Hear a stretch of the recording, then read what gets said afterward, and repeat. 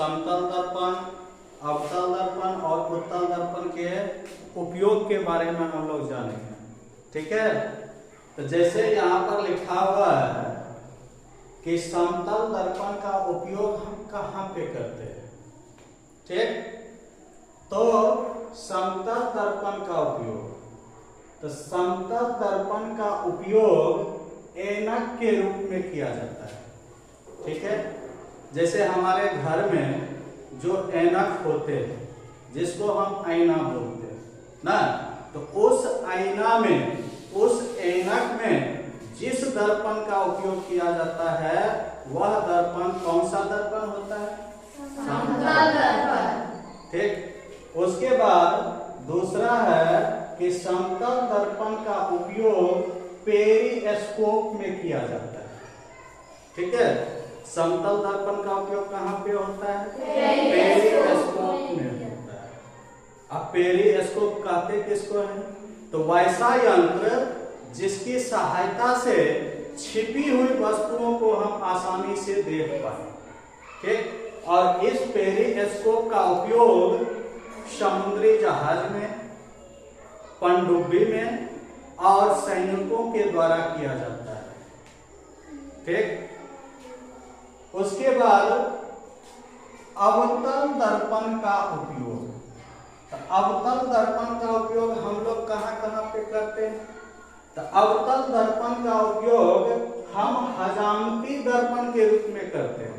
हजामती दर्पण का अर्थ हुआ कि जैसे हम लोग सैलून जाते हैं दाढ़ी बनाने के लिए, तो वहां पे जो दर्पण लगा रहता है वह दर्पण कैसा होता है? अवतल दर्पण होता है। हम लोग ब्यूटी पार्लर में जाते हैं तो वहां पर भी जो दर्पण लगा रहता है, ठीक है, वह कौन सा दर्पण होता है? अवतल दर्पण होता है। दूसरा, गाड़ी के हेडलाइट में किया जाता है, चाहे मोटरसाइकिल हो, चाहे बस हो, चाहे ट्रक हो, चाहे बोलेरो हो, चाहे स्कॉर्पियो हो, यानी जो भी गाड़ी हो, ठीक है, उसके आगे जो हेडलाइट लगा रहता है जिससे हमें क्या होती है? प्रकाश मिलती है। ठीक है, तो उस हेडलाइट में क्या होता है? जिस दर्पण का प्रयोग किया जाता है तो वह कैसा दर्पण होता है? अवतल दर्पण होता है। ठीक, उसके बाद कहता है आंख, कान, नाक के जो डॉक्टर होते हैं उस डॉक्टर के द्वारा अवतल दर्पण का प्रयोग किया जाता है। यानी आंख, कान, मुंह या नाक के इंटरनल ऑर्गेन या अंदर के भाग को देखने के लिए डॉक्टर क्या करता है?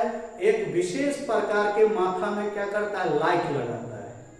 ठीक है ना, तो उस लाइट में जिस दर्पण का उपयोग होता है वह दर्पण कैसा होता है?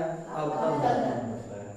उसके बाद लेजर लाइट में भी अवतल दर्पण का प्रयोग करते हैं। लेजर लाइट हम लोग देखते हैं कि कोई भी जब फंक्शन हो ना, या सजावट का काम हो, या दीपावली, अभी दीपावली आएगा तो उस दीपावली में हम लोग देखते हैं कि अपने घर को लाइटों से क्या करते हैं? सजाते हैं।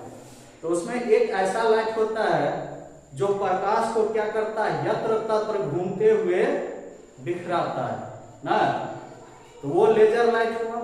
तो उस लाइट में जिस दर्पण का उपयोग किया जाता है वह दर्पण कौन सा होता है? अवतल दर्पण होता है। ठीक है, अब आता है उत्तल दर्पण का उपयोग कहाँ पे किया जाता है? तो उत्तल दर्पण का उपयोग गाड़ी के साइड मिरर में किया जाता है।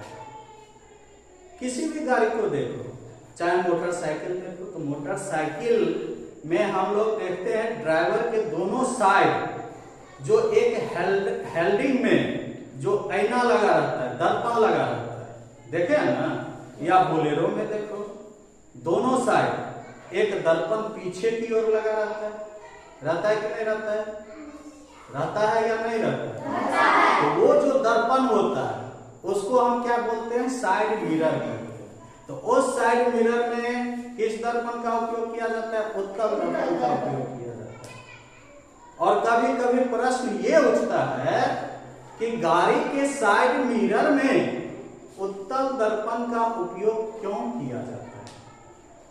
तो गाड़ी के साइड मिरर में उत्तल दर्पण का उपयोग इसलिए किया जाता है क्योंकि उत्तल दर्पण क्या करता है, अधिक क्षेत्र तक का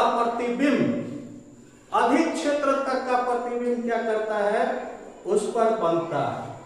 और प्रतिबिंब कैसा होता है, वास्तविक होता है और वस्तु से क्या होता है, छोटा होता है, जिससे ड्राइवर को पीछे आने वाला किसी भी प्रकार का गाड़ी या कोई व्यक्ति जो पीछे से आ रहे हैं, ड्राइवर को आसानी से क्या होता है, दिख जाता है और दुर्घटना होने से क्या हो जाता है, बच जाता है।